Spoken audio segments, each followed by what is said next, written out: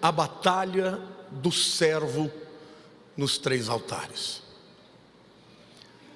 Quando o homem pecou, ele foi separado de Deus.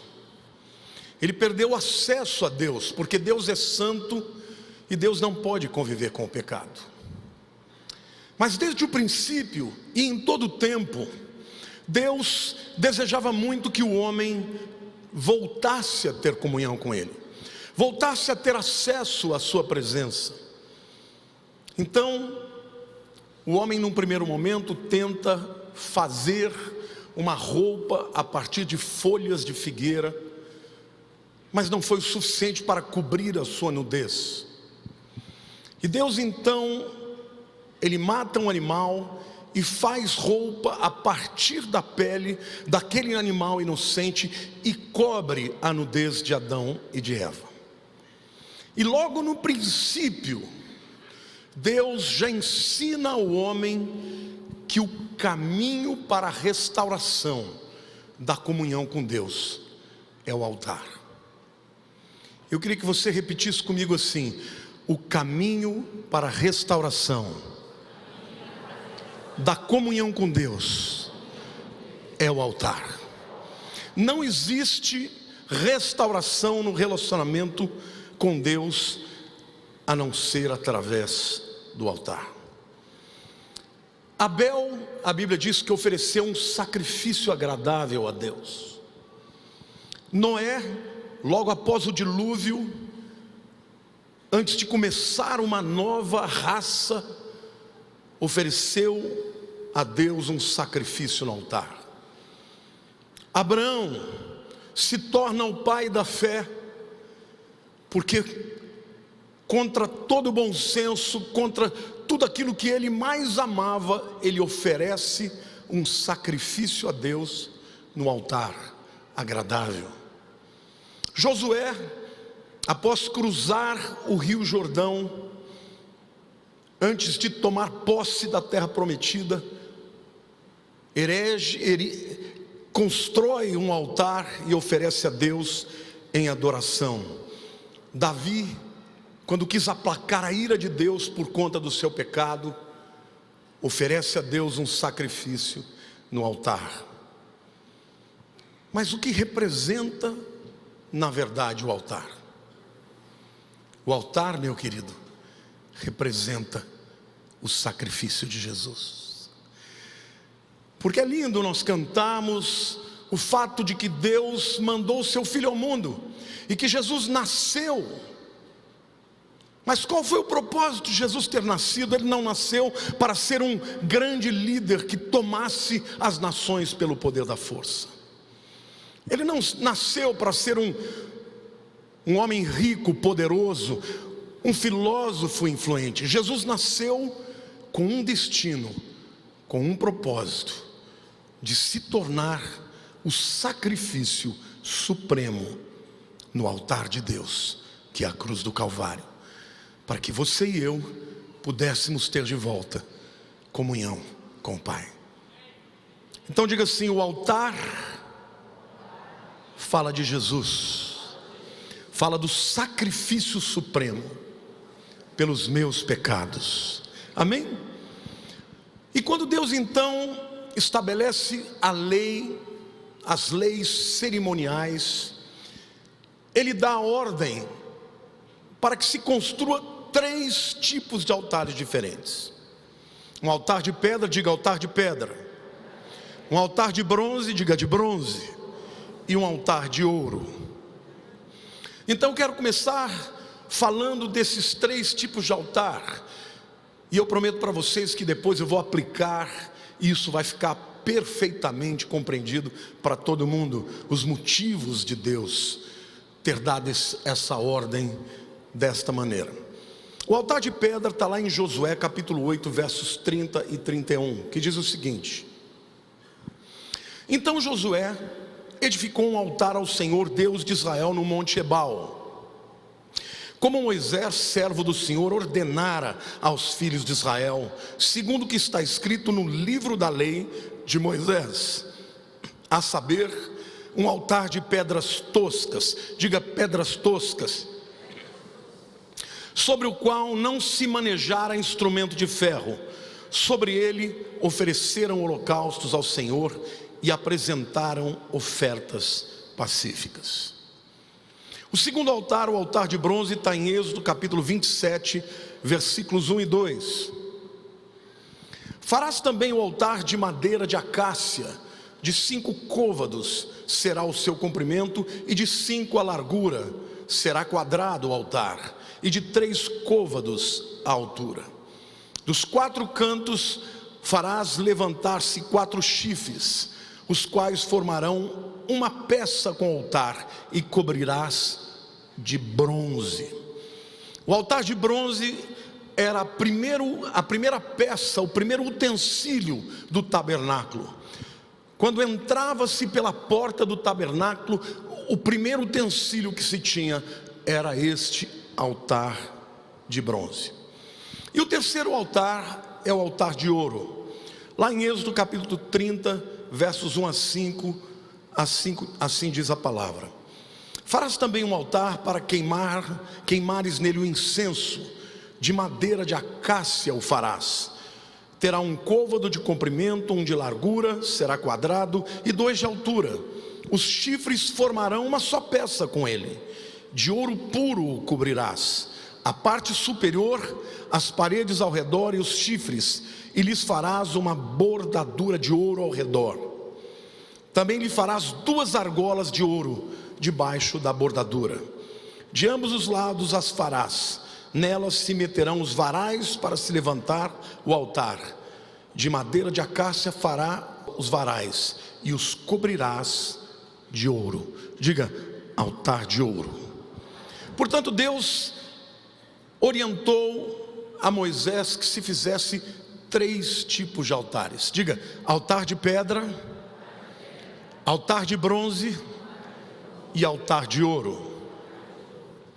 Alguns detalhes importantes para você entender do que a Bíblia está dizendo. A palavra altar no hebraico é misber. Misber vem do verbo zabar, que significa sacrificar, imolar, matar. No hebraico, toda vez que você vê o prefixo mi, ele define origem. E portanto, misber significa o lugar onde se oferta sacrifícios e onde se mata animais para sacrificar. Outra coisa importante dizer que todos os altares, como vocês perceberam, eram quadrados, representando, segundo o rabinato, os 4 cantos da terra. E portanto, os 4 cantos e a extensão onde a atuação do Messias poderia afetar o mundo, nos 4 cantos da terra. Amém? Todos os chifres, todos os altares tinham 4 chifres nas pontas, representando também os 4 cantos da terra, dizendo desta maneira que a expiação seria para o mundo inteiro. Como diz João 3,16: porque Deus amou o mundo de tal maneira que deu seu Filho unigênito, para que todo aquele que nele crê não pereça, mas tenha vida eterna. Amém?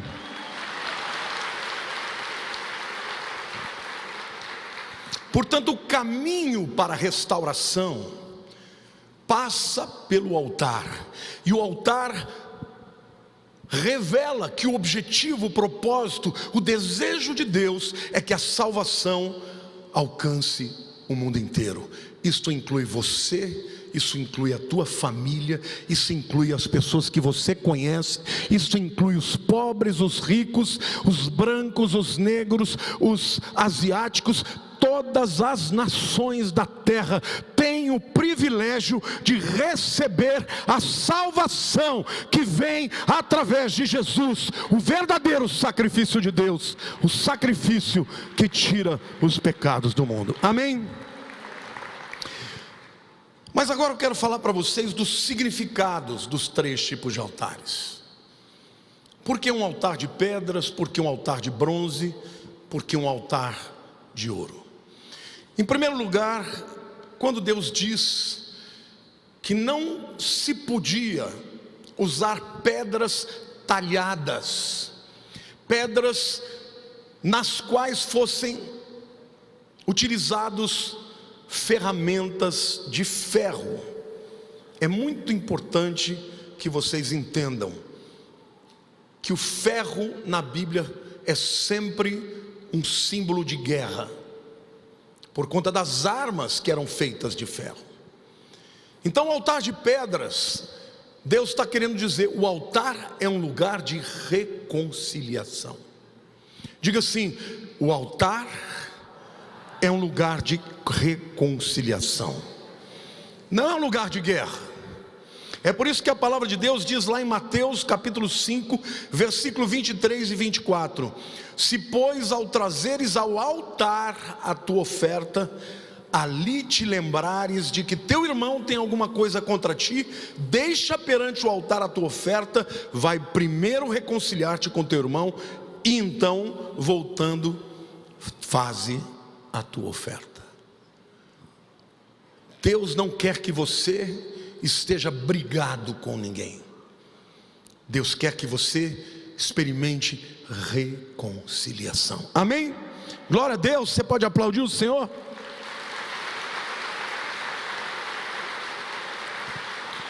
Portanto, o altar de bronze fala de que é um lugar de reconciliação, e a palavra de Deus nos diz que foi exatamente isso que Cristo fez conosco. Ele quebrou o muro, a barreira de separação, e Ele fez reconciliação entre nós e Deus. Não é isso que a palavra de Deus diz? Justificados, pois, mediante a fé, temos paz com Deus. Você não tem que estar brigado com Deus, porque o altar de Jesus foi um altar de reconciliação entre você e Deus, entre mim e Deus. O altar de bronze representa sempre um lugar onde se fazia o holocausto. O principal sacrifício no altar de bronze era o holocausto. E esta palavra é uma palavra grega, na verdade. Holos no grego significa todo, e kausto é queimar. Então, o holocausto era um sacrifício onde o animal oferecido era queimado por completo, não sobrava nada dele, só cinzas. Por quê? Porque foi exatamente isso que Jesus fez por nós. Ele entregou a sua vida inteira. Ele não sonegou nenhuma parte. Ele morreu e se tornou um sacrifício completo. É por isso que a palavra de Deus diz que onde abundou o pecado, superabundou a graça. Imagine o seguinte, queridos: todos os pecados da humanidade ao longo desses 2000 anos, e mais do que os 2000 anos, todos os anos que nos precederam, todos esses pecados diante do sacrifício supremo de Jesus, abundou o pecado, mas a graça de Deus superabundou em Jesus Cristo. Então eu quero dizer para você que entrou aqui hoje, nesta manhã, talvez se sentindo pesado, culpado por algum erro que tenha cometido, eu quero dizer que já existe um sacrifício, que é o sacrifício de Jesus na cruz, que pagou estes pecados. Amém, igreja? Ele foi entregue lá na cruz do Calvário para perdoar todos os pecados da humanidade, uma vez por todas. Aplauda mais, essa é a nossa garantia de que vamos entrar na presença de Deus.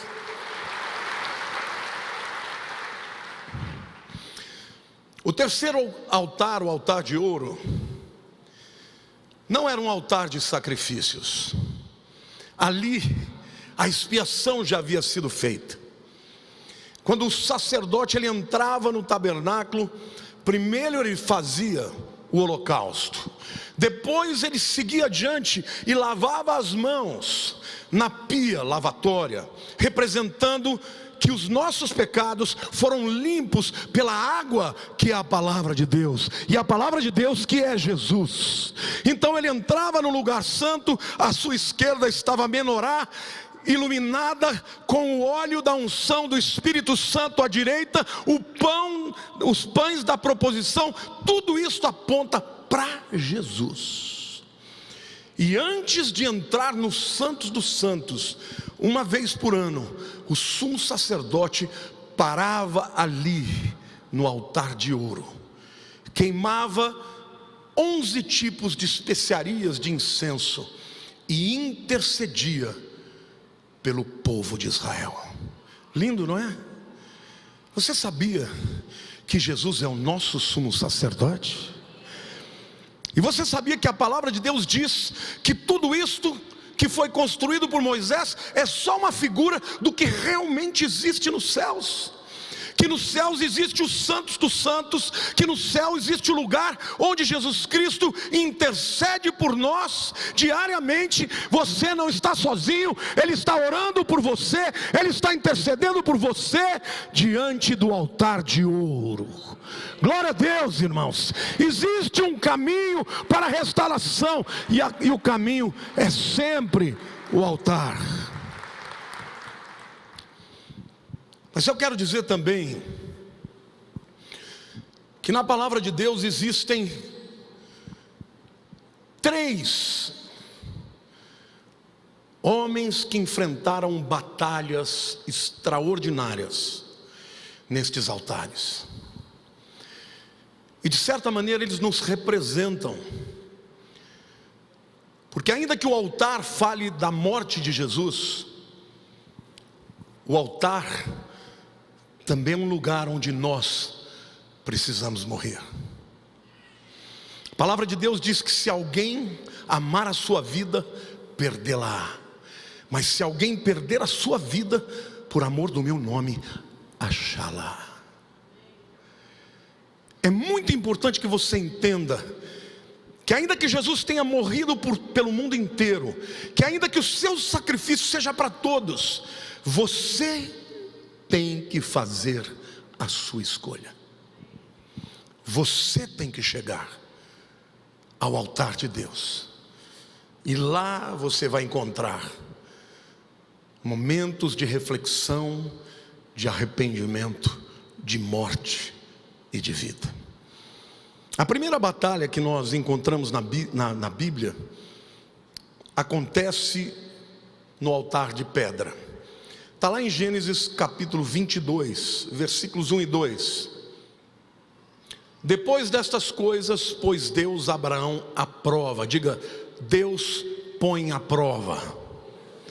E lhe disse, Abraão. Este lhe respondeu, eis-me aqui.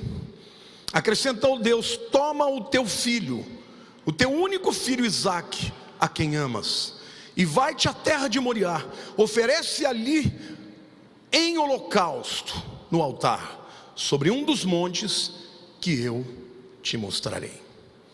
Imagina, gente, Abraão conheceu a Deus quando ele tinha 75 anos. Naquele tempo ele chamava Abrão, que significa pai exaltado, Avram. Ele devia ficar um pouco irritado com esse nome, porque afinal de contas, com 75 anos ele não tinha filho nenhum. Então como é que podia ser pai exaltado sem descendência? E Deus fala para ele, Abraão, sai da tua terra, deixa a tua parentela e vai para o lugar que eu te mostrar. E Abraão sai dali, Deus faz uma aliança com ele e diz, eu vou te fazer pai de muitas nações. E Abraão sai dali, e queridos, para que se cumpra a primeira parte da promessa, demorou 25 anos. Porque com 99 anos, é que Deus se revela de novo a Abraão, lá naquela tenda ao meio-dia, quando Jesus chega lá com mais 2 anjos e fala para ele, daqui 1 ano você vai ser pai de um filho. Sara, que estava dentro da tenda, deu uma risadinha, e o nome Isaac, Itzahak, significa ele rirá. Na verdade é um trocadilho, porque Deus cobrou de Sara. Você está duvidando? Não, senhor, porque ela deu uma risadinha lá dentro, né? Afinal de contas, uma mulher de 90 anos, como é que ela vai ser mãe? Mas quando Deus dá a palavra, ainda que seja impossível, o impossível é possível para Deus. E eu quero profetizar na tua vida que Deus é capaz de fazer grandes milagres na tua vida, se você crer.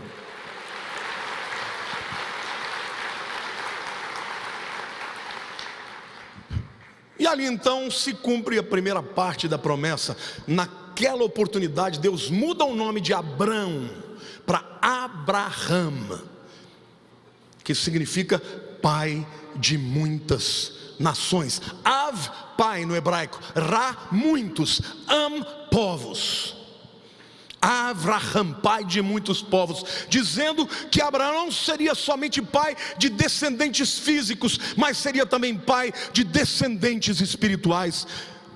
Deus manda Abraão em certo momento olhar para o céu e disse: assim será a tua descendência, como as estrelas dos céus e como as areias do mar. Porque Abraão teria dois tipos de descendentes: os espirituais, que representam as estrelas e os céus, e os físicos, que é o povo de Israel, que representa a terra. Pois bem, passaram-se aproximadamente 30 anos, irmãos. Abraão agora é um homem velho de 130 anos. E Deus diz para ele: Abraão, sim, Senhor. Pois não, agora eu quero que você pegue o seu único filho Isaque, a quem você ama, e caminhe 3 dias para sacrificá-lo lá no Monte Moriá. Para nós que estamos 4 mil anos depois de Abraão, a gente pode pensar: ele achou que era brincadeira. Queridos, naquele tempo todos os outros deuses exigiam sacrifícios de filhos. Abraão não achou que aquilo fosse brincadeira, ele achou que aquilo era de verdade. E durante 3 dias Abraão caminha em direção àquilo que parecia ser um absurdo, um contrassenso. Como é que Deus promete que ele vai ser pai de muitas nações e vai matar o seu filho?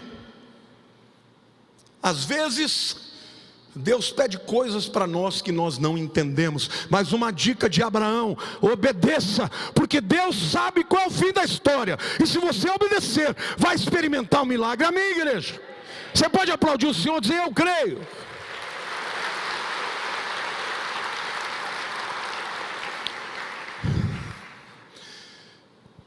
Abraão leva Isaque, e quando ele chega no pé do monte, ele estava acompanhado por 2 servos. Ele disse: vocês fiquem aqui, eu e o rapaz vamos subir, adorar e vamos voltar. Isso é fé. Ele cria que ele ia ter que matar, mas ele cria que o Deus que prometeu era capaz de ressuscitar. E quando eles começam a subir, queridos, o monte, Isaque está carregando a lenha, está carregando fogo, e ele diz para Abraão: pai, a lenha está aqui, o fogo está aqui, mas onde está o cordeiro para o sacrifício? E ele disse: Yahweh Ireh. Ali aparece pela primeira vez o nome Jeová Jireh, Deus proverá. Sabe, gente, enquanto Abraão estava subindo o monte de um lado, o carneiro estava subindo o monte do outro lado. Abraão não estava vendo, mas Deus estava vendo. Sincronizadamente. E naquele momento então, Isaque é colocado vivo, amarrado no altar. Abraão pega aquele cutelo, aquela faca, e ele levanta a mão para matar o seu filho. Ele ia de fato matá-lo. Aliás, Isaque já tinha morrido no seu coração, porque durante 3 dias ele experimentou a dor de perder o seu filho. Naquele momento Deus do céu fala: Abraão, não faça mal ao teu filho, porque agora eu sei que tu me amas. E Abraão levanta os olhos e ele vê um carneiro preso pelo chifre num arbusto. E ali ele faz o sacrifício. E Isaac não teve que morrer. Sabe, meu querido, mas uma coisa incrível que aconteceu: Jesus Cristo, 2000 anos depois, ele comenta o que aconteceu. Lá em João 8,56, Jesus está se referindo a Abraão. Ele diz assim: Abraão, o vosso pai, alegrou-se por ver o meu dia, viu-o e regozijou-se. Sabe o que eu creio que aconteceu, irmãos? No momento em que ele foi matar Isaac, ele não só ouviu uma voz, não só viu o carneiro preso pelo chifre. Eu creio que Deus abriu a visão de Abraão e ele enxergou 2000 anos depois, quando o Filho de Deus não foi poupado para que ele não tivesse que sacrificar Isaac. Querido, eu quero dizer que eu e você não tivemos que morrer. Por quê? Porque o Filho de Deus, Jesus Cristo, morreu naquele altar, no meu e no seu lugar. Amém, igreja?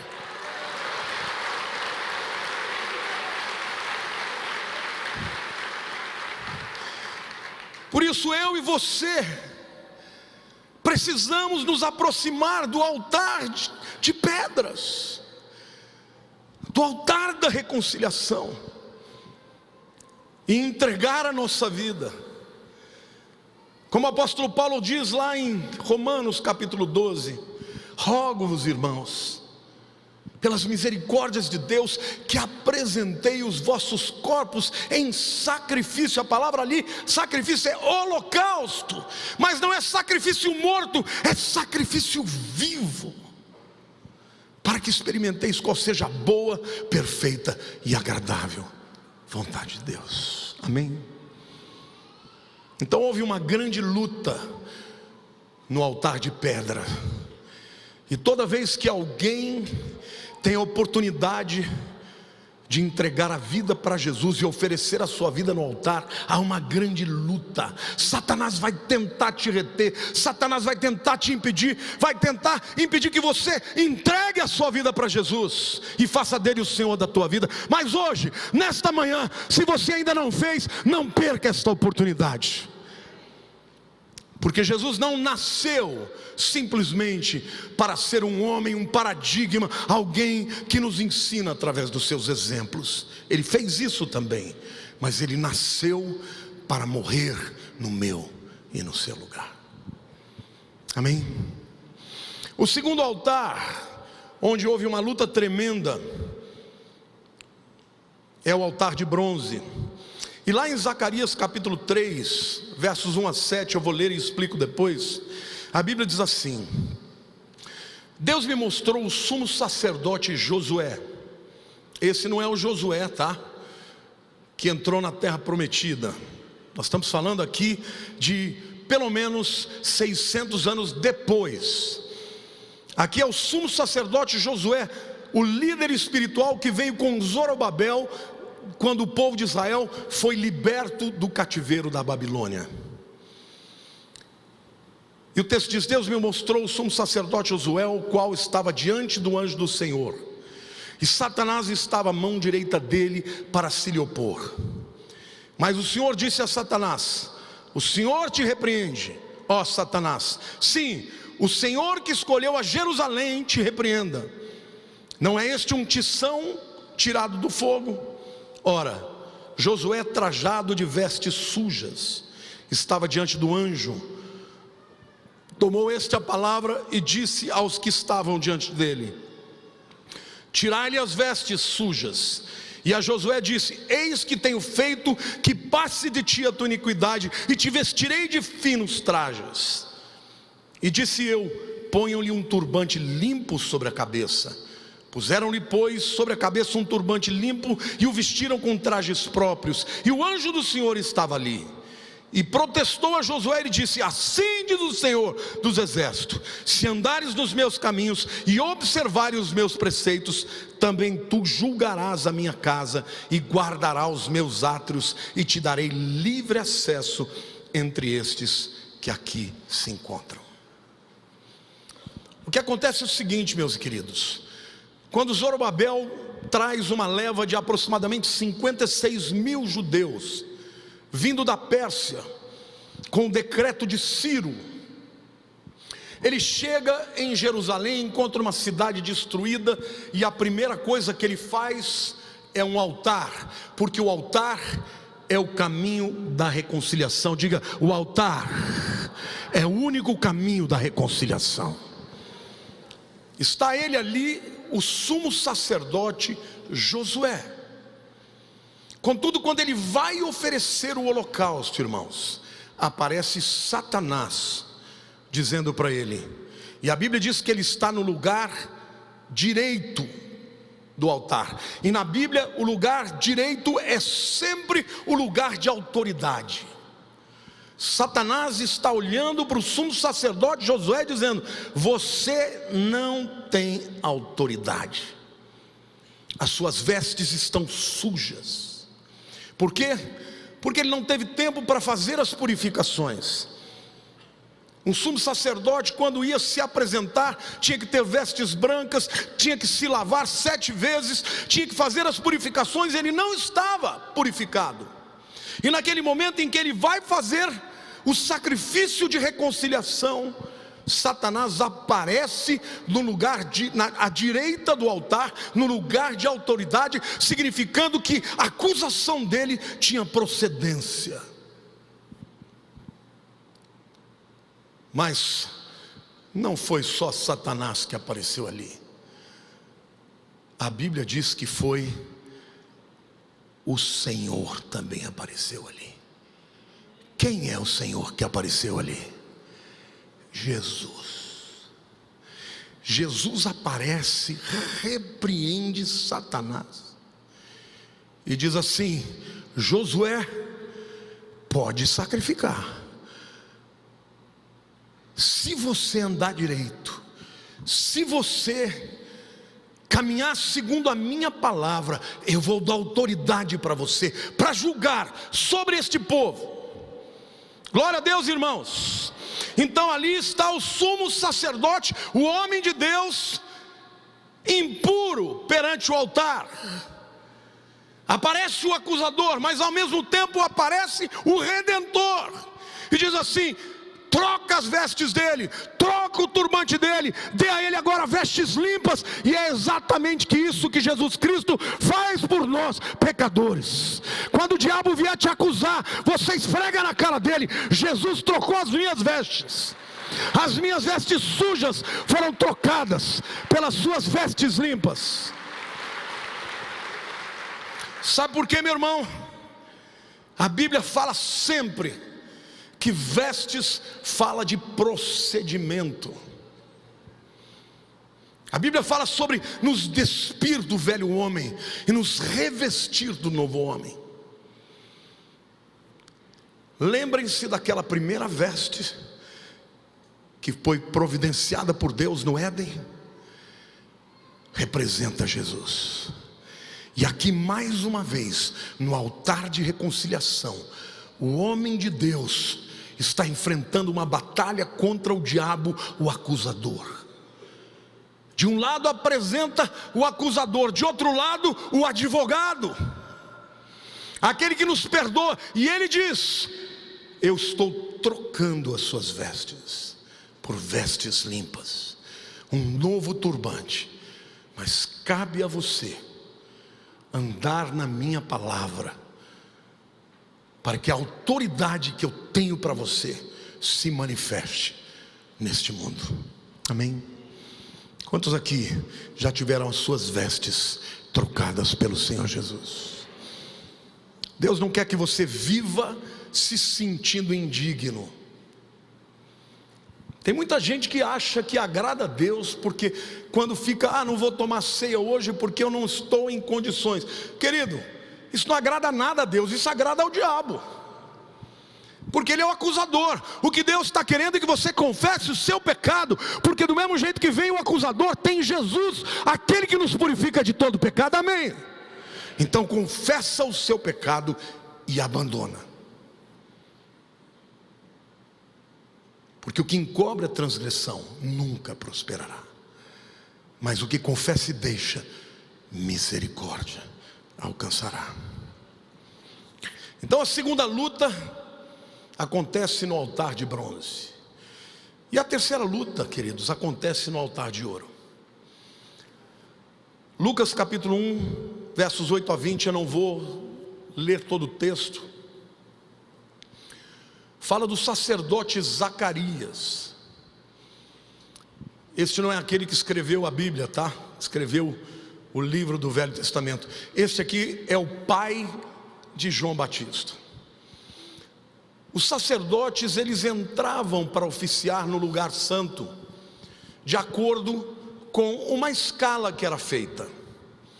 E ele, sendo já um homem velho, sua mulher Isabel não tinha filhos, ele estava lá oficiando no lugar santo, e mais propriamente lá no altar de ouro, onde ele estava oferecendo aquelas 11 especiarias, incenso perante Deus e orando pelo povo.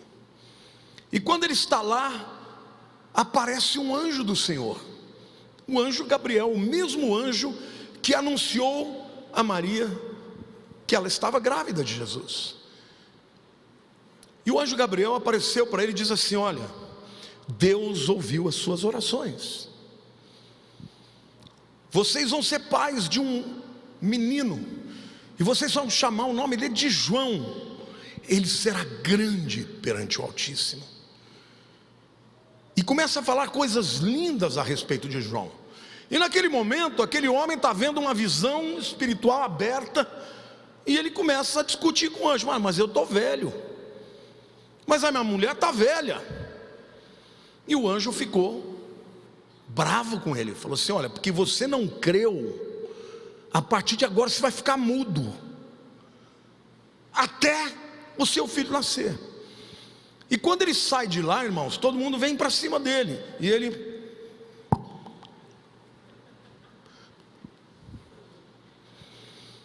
compareceu, né? Porque tinha que comparecer, porque nascer do Espírito Santo só Jesus. Mas o fato é que João Batista veio, e quando ele nasce, começaram a discutir qual que ia ser o nome dele. Ele disse: não, o nome dele vai ser João. Glória a Deus. Que batalha, batalha espiritual. Agora eu quero aplicar para vocês, explicando o que significa cada uma dessas batalhas. Lembrem-se, todos os altares, os 3 tipos, são lugares para reconciliação com Deus. Diga assim: o caminho para Deus sempre vai passar pelo altar. Diga de novo: o caminho para Deus sempre vai passar pelo altar. Para você chegar a Deus, não tem outro caminho a não ser Jesus. Mas cada um destes altares representa um tipo de luta que nós temos na nossa vida. O altar de pedra, meus queridos, é um lugar de sacrifício pessoal. Muitas vezes, para nos aproximarmos de Deus, a gente tem que abrir mão de algumas coisas. Deus tinha dado Isaac para Abraão, mas Isaac era de Deus. E Deus queria saber se Abraão estava disposto a entregar Isaac. E foi no momento que ele disse: eu entrego, que Deus falou: mas eu não quero. Eu só queria saber se eu era mais importante do que o Isaac. E naquele momento, de fato, Abraão se torna Abraham, Abrão se torna Abrão. E o interessante é que Deus só colocou uma letra no meio de nome de Abrão, a letra Re no hebraico, que é a letra que significa o número 5, o número da graça. O nome do nome, essa letra é a letra que está no nome de Yahweh. É como se Deus estivesse partilhando para Abraão do poder sobrenatural que estava sobre ele. Agora Abraão não vivia mais no natural, vivia no sobrenatural. Mas Abraão teve que entregar a Isaac. No altar de pedra, a gente aprende que quando nós sacrificamos algo para Deus, Deus vai sempre ter uma provisão para nós. E mais do que uma provisão, Deus trouxe uma revelação. Porque Abraão não teve só o seu filho de volta, ele viu, numa visão aberta, a cruz do Calvário. Querido, o altar de pedra te ensina que quando Deus te pede algo, você deve entregar. Se você retiver, você não vai ter a provisão de Deus e tampouco vai ter uma visão do sobrenatural. Amém? Quantos aqui querem ter uma experiência com Jeová Jireh? Mas quantos estão prontos para entregar o seu Isaac? O seu Isaac pode ser a tua profissão, pode ser o teu dinheiro, pode ser o teu status, pode ser aquela área da tua vida que fala: não, Deus, deixa isso aqui de lado. E Deus está dizendo para você: você quer experimentar um outro nível de relacionamento comigo? Entregue tudo, a começar do teu coração. Amém? Então o altar de pedra é lugar onde nós precisamos entregar aquilo que é mais precioso. E não se esqueça, de um lado estava Abraão subindo com Isaac, do outro lado estava o carneiro subindo. Talvez você que está entregando a tua vida, que está morrendo, que tem alguma coisa que você está entregando para Deus que é muito precioso, está dizendo: mas eu não estou vendo nada. Mas eu quero te dizer que o carneiro já está subindo do outro lado, e quando chegar o tempo de Deus, a provisão vai encontrar a necessidade. Por quê? Porque pela fé você entregou aquilo que lhe é tão precioso. No altar de pedra não houve morte. No altar de pedra houve uma entrega. Mas no altar de bronze, aí sim é um lugar de morte. E aqui eu quero dizer para vocês: Josué representa todos nós que queremos viver uma vida com Deus, que queremos ter uma vida piedosa com Deus, mas que enfrentamos o acusador diariamente apontando o dedo, dizendo: você é um pecador, você não está preparado, você não está puro. E você pode ouvir a voz do acusador e recuar, ou você pode ouvir a voz dele e pela fé enxergar Jesus ao lado do altar, intercedendo por você e dizendo: eu vou trocar as suas vestes. Não é que Jesus vai dizer: não, eles não estão em pecado. Jesus vai dizer: eu troco as vestes deles. Amém? Pela fé você receba isso, a troca de vestimenta que Jesus coloca sobre a sua vida. Mas lembre-se, o altar de bronze significa que o velho homem tem que morrer, para que o novo homem possa viver. O velho homem tem que morrer. A gente está chegando no final do ano, é uma boa oportunidade para você fazer uma reflexão e você pensar nos seus pecados e dizer: Deus, eu vou entregar os meus pecados, eu não quero viver mais em pecado. Amém ou não? É o momento de você abrir mão. Isso muitas vezes vai doer, é aquele pecado escondido, é a internet, é a pornografia, é o adultério. Abra mão dessas coisas para poder viver uma vida nova, limpo, na autoridade, para viver a autoridade que Deus tem para você neste mundo. Amém, igreja? Amém, igreja? Aplauda ao Senhor.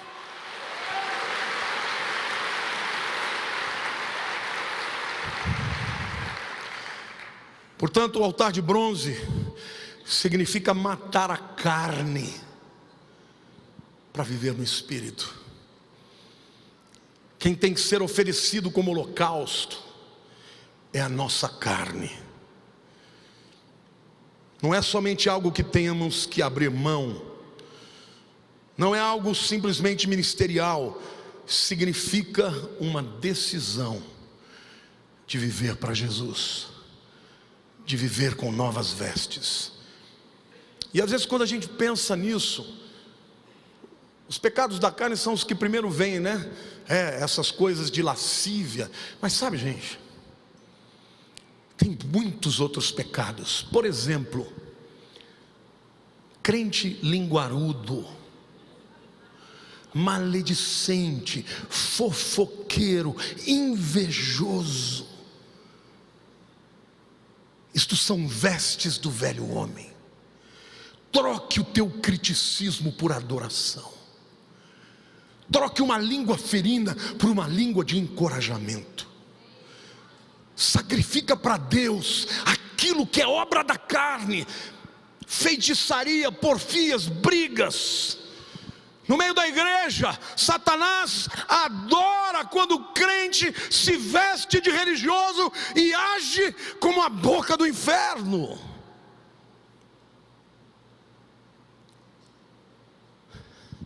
Decida entrar o ano de 2020 amando ao invés de odiar, perdoando ao invés de reter, adorando ao invés de murmurar.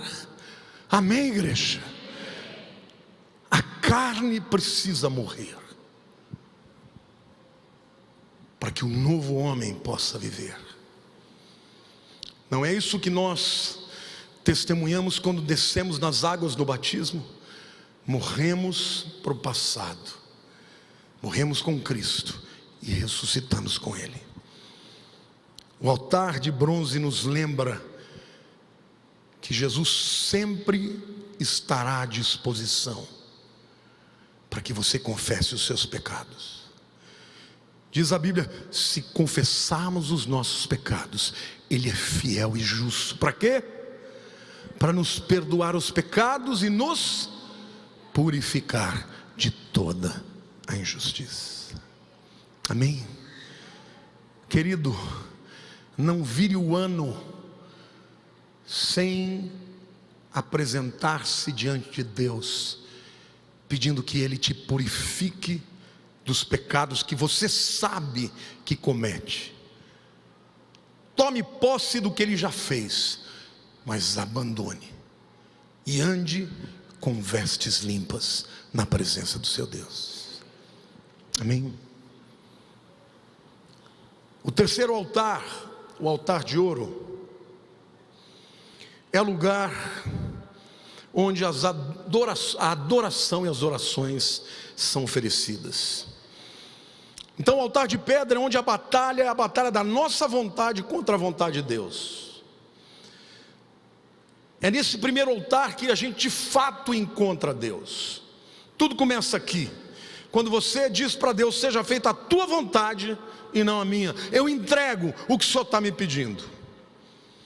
Foi assim que Jesus venceu Satanás no Getsêmani, quando ele diz: não seja feita a minha, mas a tua vontade. O altar de bronze é o lugar onde nós enfrentamos a batalha entre a carne e o espírito,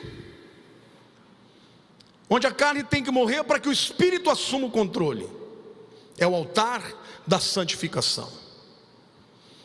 Jesus disse: o espírito está pronto, mas a carne é fraca. Diga assim: a carne tem que morrer. Mas o altar de ouro é o lugar onde existe a luta do natural contra o sobrenatural. Porque, queridos, tem muito crente que só sabe andar no natural. Diz que crê na Bíblia, mas no fundo não crê que um milagre pode acontecer na tua vida. Olha para a pessoa do teu lado e diga: Deus quer fazer um milagre na tua vida hoje.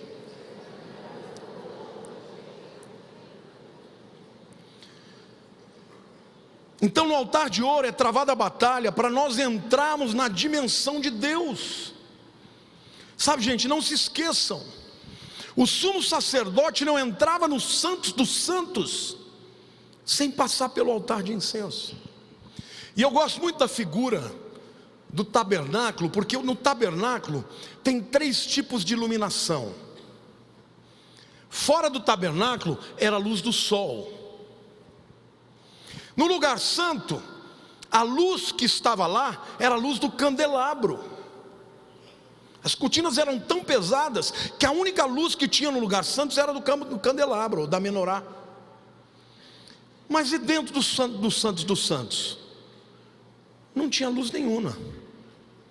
Quem que iluminava os santos dos santos?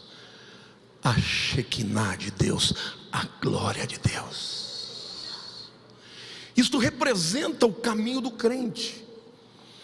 Antes, ele só vê o natural, a luz do sol.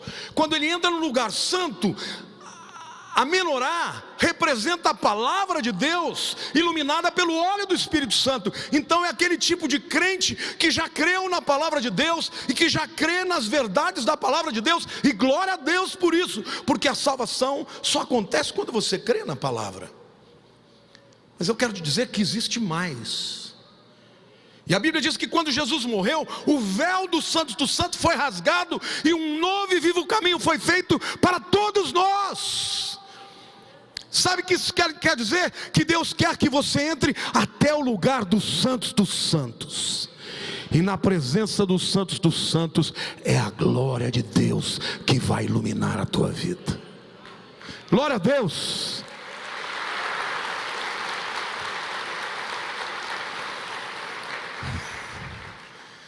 Portanto, o altar de ouro é o lugar onde você salta e muda o nível do seu relacionamento com Deus. Há pessoas que são verdadeiramente cristãs, conseguem adorar a Deus intelectualmente, mas nunca experimentam a glória de Deus nas suas vidas. Se contentam em compreender a bondade de Deus, mas jamais vão conhecer os mistérios de Deus. Você sabia que Deus tem mistérios? Jesus disse: eu não vos chamo mais de servos, mas de amigos, porque tenho vos contado todos os mistérios, todas as coisas a respeito do meu Pai. Quantos aqui gostariam de conhecer os mistérios de Deus? Vai ter que chegar no altar de ouro. Amém? Você ficaria surpreso por saber de quantos crentes que não gostam de orar, não sabem orar. Outros oram, mas não conseguem crer. A Bíblia fala que Jesus rasgou o véu do templo. A luta no altar de ouro é a luta do crer contra o duvidar. Diga: crer ou duvidar. É a luta da adoração formal contra a adoração extravagante, na presença da glória, da Shekinah de Deus. E quando Deus se manifesta, cura, milagres, pessoas são batizadas no Espírito Santo. Amém, igreja?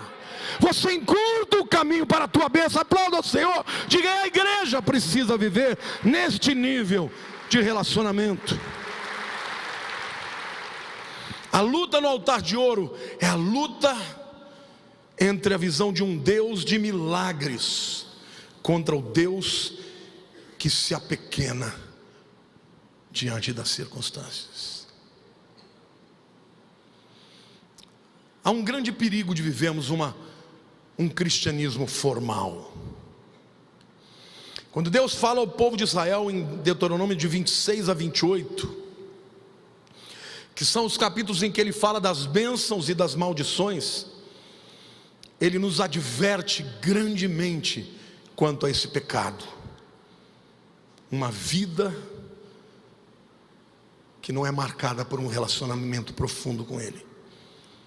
Deuteronômio 28:32 diz assim: teus filhos e tuas filhas serão dados a outro povo, os teus olhos o verão e desfalecerão de saudades todo o dia, porém a tua alma nada poderá fazer.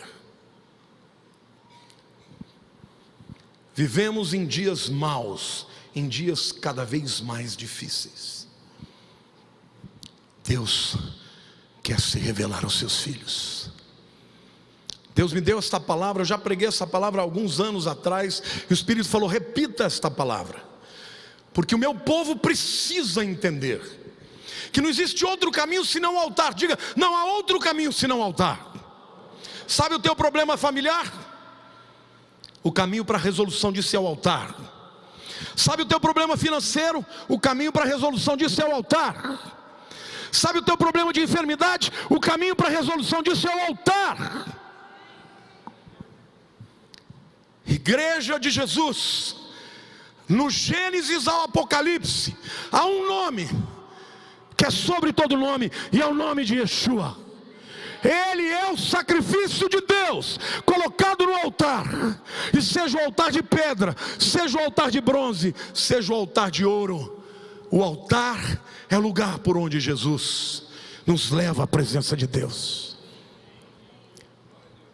Nesse momento que eu estou pregando por vocês, Ele está intercedendo, porque hoje há pessoas que entraram aqui que ainda não passaram pelo altar. Até amam a Jesus, até amam o fato dele ter vindo ao mundo, mas ainda não tiveram uma experiência pessoal com ele. E eu quero te dizer hoje que nesses 3 altares, o primeiro, Deus está pedindo o teu coração. Ele quer tudo do teu coração. Ele quer o primeiro lugar. Para Abraão era Isaac, para você pode ser outra coisa, mas Ele está pedindo o teu coração. No altar de bronze, Ele está pedindo que você morra na carne para viver no Espírito. E no altar de ouro, Ele está te dizendo: vem para perto de mim. Passe pelo altar de ouro e entre no lugar da minha presença, na Shekinah, na minha glória, e viva uma vida sobrenatural.